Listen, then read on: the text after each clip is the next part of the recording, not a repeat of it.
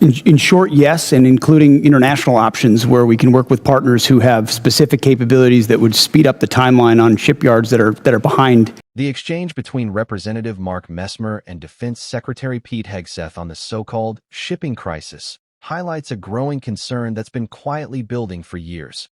America's naval readiness isn't just about weapons. It's about whether ships can be built, repaired, and deployed fast enough to matter. The chair now recognizes Mr. Messmer from Indiana for 5 minutes. Thank you, Chairman, and thank you, Secretary Hegseth, General Kane, and Comptroller Hurst for being here today. Congratulations to all of you for rolling out the $1.5 trillion defense budget.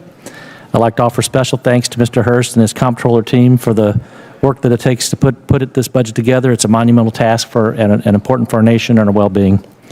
Secretary Hegseth, as you know, the theme of this year's NDAA is expanding the defense industrial base, and one of the key bottlenecks to that expansion is our workforce size. We are not producing enough skilled young workers, and too many regions with strong manufacturing potential remain underutilized. Would you support Congress working across committees on a national defense strategy workforce, a workforce strategy that promotes technical training, apprenticeships, and proven school-to-industry pipelines? Absolutely. I think you'll find our budget fully aligned with the theme of the NDAA. And when it comes to skilled workers, whether it's DODEA schools, whether it's the Patriot Pipeline or any form of trades, we're investing in that because we need those folks invested in our industrial base. Excellent. I'd look forward to working with my team to ensure those efforts align with the Department, Defense, and the industrial workforce priorities. So my office will be reaching out. Also, Secretary Hegseth, we are in a shipbuilding crisis as the Department implements President Trump's vision for a larger fleet. Should the Navy leverage a model of distributed modular shipbuilding that taps industrial strength outside of traditional shipyards, such as in the Midwest, in the Great Lakes, and Ohio and Mississippi Valley regions, to help expand capacity, to ease pressure on overburdened shipyards, and cut down on maintenance backlogs?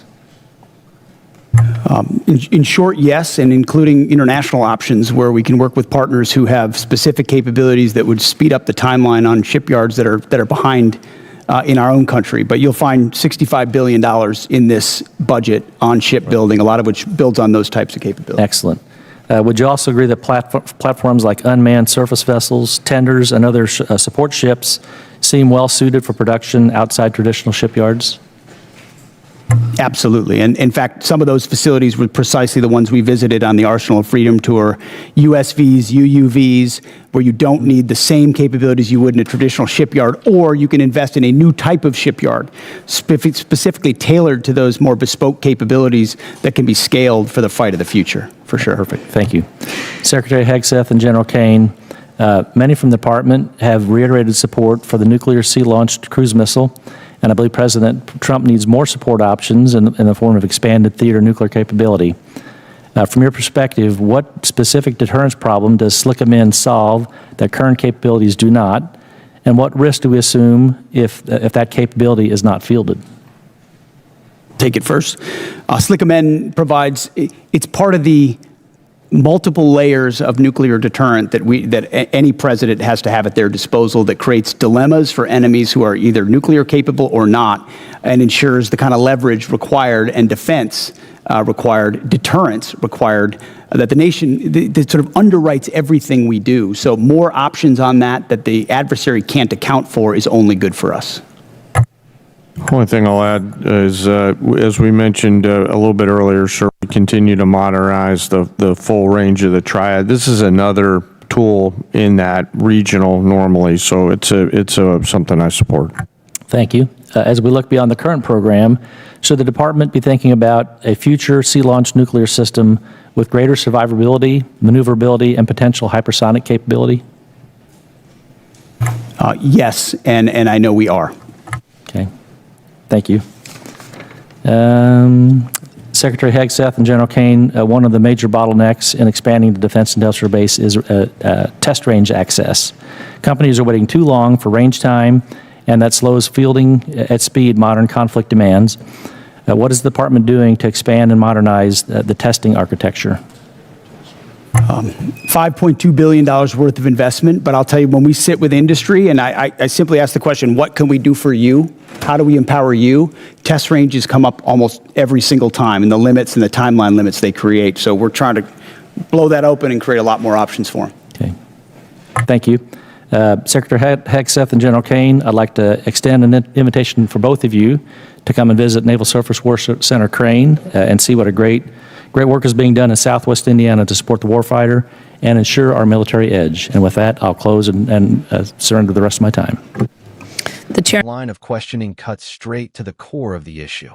The U.S. Navy, despite being one of the most powerful in the world, is facing serious strain from aging vessels, delayed maintenance cycles, and a shipbuilding pipeline that simply isn't keeping pace with strategic demands.